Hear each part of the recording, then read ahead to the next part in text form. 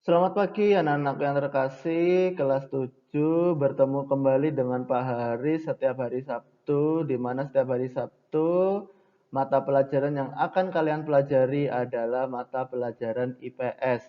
Pada pertemuan ini kita sudah mulai masuk ke materi yang pertama, yaitu bab 1, keruangan dan interaksi antar ruang dalam lingkup Indonesia. Terutama kita akan membahas subtema A, yaitu bagian ruang. Silakan kalian siapkan buku Erlangga kalian dan mungkin buku catatan serta alat tulis. Untuk buku Erlangga kalian bisa buka pada halaman ketiga, yaitu subtema A yang berjudul ruang. Nah, tujuan pembelajaran pada pagi hari ini adalah setelah kegiatan pembelajaran dilaksanakan, peserta didik diharapkan dapat: 1. Menjelaskan pengertian ruang. 2. Memahami unsur-unsur ruang. 3. Memahami konsep ruang dalam geografi. Sebelum kita masuk ke materi, mungkin kita bisa mengamati gambar di samping. Nah, kira-kira gambar apa itu anak-anak? Ya, itu adalah gambar ruang tamu atau ruang keluarga di rumah. Nah, apakah gambar di samping itu termasuk ruang? Ya, gambar di samping itu termasuk ruang. Nah, pada bab ini kita tidak hanya membahas tentang ruang seperti ruang keluarga, tapi ruang dalam lingkup Indonesia. Nah, untuk itu kita harus memahami dulu konsep ruang dan hal-hal yang berkaitan dengannya, seperti lokasi dan distribusinya bagaimana. Nah, ruang. Apa sih ruang itu? Kita bisa membaca pada buku kalian, mari kita sama-sama membaca dan mungkin kalau ada sesuatu yang penting bisa kalian catat dan atau kalian kasih tanda pada buku kalian. Nah, menurut UU nomor 26 tahun 2007 tentang penataan ruang, ruang adalah wadah yang meliputi ruang darat, ruang laut, dan ruang udara, termasuk ruang di dalam bumi sebagai satu kesatuan wilayah, tempat manusia dan makhluk lain hidup, melakukan kegiatan, dan memelihara kelangsungan hidupnya. Makhluk lain itu berarti tidak hanya terbatas pada manusia, tetapi makhluk-makhluk lain, yang makhluk-makhluk itu baik yang kasat mata atau tidak bisa dilihat oleh mata, sampai makhluk-makhluk yang berukuran besar yang bisa dilihat langsung oleh mata. Nah, unsur-unsur ruang. Ruang memiliki unsur-unsur, yaitu harus ada unsur-unsur alam, unsur sosial, unsur budaya, unsur ekonomi, dan unsur politik. Bisakah kalian memberi contoh masing-masing unsur-unsur ruang di atas?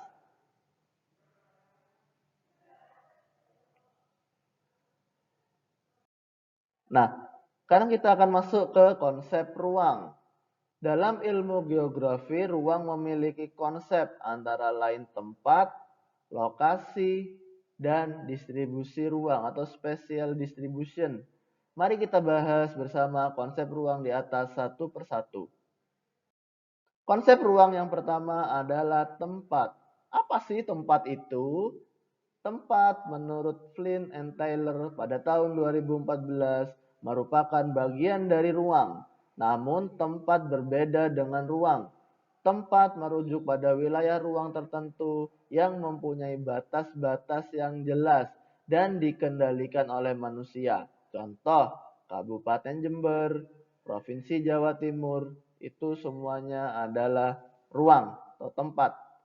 Ruang itu lebih bersifat umum, sedangkan tempat sifatnya spesifik. Pak Ari kasih contoh, misalnya kota. Kota itu bersifat umum, jadi kota itu adalah ruang. Sedangkan tempat, misalnya kota Lumajang, kota Probolinggo, Kabupaten Jember. Itu adalah tempat karena spesifik menunjukkan wilayahnya, menunjukkan tempatnya. Konsep yang kedua adalah lokasi. Lokasi dapat didefinisikan sebagai posisi sesuatu dalam ruang. Nah, terdapat dua jenis lokasi, yaitu satu, lokasi absolut. Lokasi absolut yaitu lokasi yang ditentukan oleh garis lintang dan garis bujur. Lokasi absolut bersifat tetap. Contohnya bagaimana? Ketika kita dihadapkan pada suatu titik koordinat 6 derajat lintang utara sampai 11 derajat lintang selatan dan 95 derajat bujur timur sampai 141 derajat bujur timur, maka pasti lokasi ini adalah negara Indonesia. Hanya negara Indonesia yang memiliki garis lintang tersebut. Negara-negara lain, tempat-tempat lain di dunia pasti memiliki garis lintang dan garis bujur. Kalian bisa mengetahui tempat kalian itu lokasi absolutnya bisa melalui GPS. Kalian bisa lihat di Google Map, itu akan kalian bisa mencatat ada di mana lokasi absolut kalian. Yang kedua adalah lokasi relatif. Adalah lokasi yang nilainya ditentukan berdasarkan objek atau objek lain di luarnya. Bisa dikaitkan dengan objek yang terkenal, misalnya rumah Pak Haris terletak di sebelah kanan Lipo Mall Jember, misalnya, atau rumah si A ada di sebelah rumah sakit Bina Sehat, dan sebagainya. Itu adalah lokasi relatif.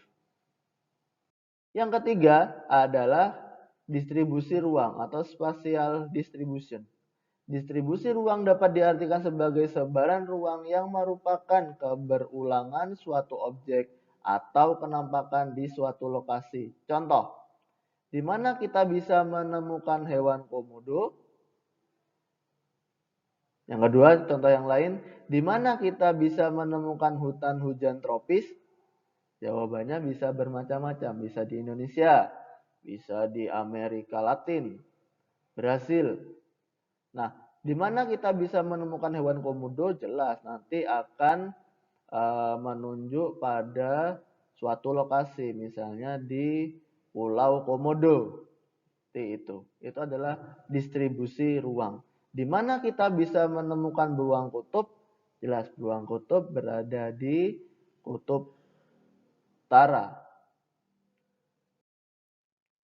Nah, sekarang untuk menunjang kalian belajar, di sini Pak Ari kasih kalian aktivitas siswa. Pada aktivitas siswa ini, kalian bisa mengerjakannya dengan melihat buku Erlangga. Soalnya bisa kalian tulis. Dan pengerjaannya bisa melalui laptop, HP, ataupun lewat buku tulis. Nah, soal yang pertama adalah jelaskan pengertian ruang menurut Undang-Undang Nomor 26 Tahun 2007. Yang kedua, berikan masing-masing 4 contoh dari semua unsur-unsur yang ada dalam ruang. Jadi unsur-unsurnya apa aja tadi? Ada unsur alam, ada unsur budaya, itu apa aja contohnya? Yang ketiga, apa saja fenomena yang dapat merubah unsur-unsur ruang? Yang keempat, tuliskan di mana lokasi absolut Kabupaten Jember dan lokasi relatif rumahmu masing-masing. Yang kelima, jelaskan maksud distribusi ruang di permukaan bumi bersifat dinamis. Untuk tata cara pengumpulan tugas, kalian bisa mengumpulkan tugas ini pada Google Classroom kelas kalian masing-masing. Pada bagian classwork atau tugas kelas, aktivitas siswa 1, paling lambat hari ini jam 2 siang. Jangan lupa di tune in. Kemudian yang kedua, tugas ini bisa dikerjakan menggunakan laptop, HP, dengan Microsoft Word, atau ditulis di buku PSPR, kemudian difoto. Yang ketiga, jangan lupa beri identitas berupa nama lengkap, kelas, nomor absen pada pojok kanan atas.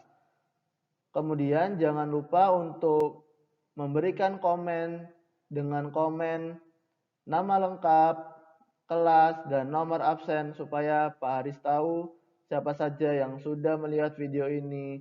Dan bagi yang tidak berkomentar, Pak Haris anggap absensinya tidak ada atau tidak hadir. Begitu tugas dan tata caranya. Semoga kalian bisa paham, dan kalau kalian masih belum paham tentang apa yang Pak Haris sampaikan, kalian bisa bertanya pada grup WA yang telah Pak Haris bentuk. Di situ bisa kalian bertanya apabila kurang jelas. Begitu, marilah kita akhiri pertemuan ini. Sampai jumpa pada pertemuan berikutnya. Tetap sehat selalu, kerjakan tugas dengan sebaik-baiknya. Demikian dari Pak Haris, sampai jumpa.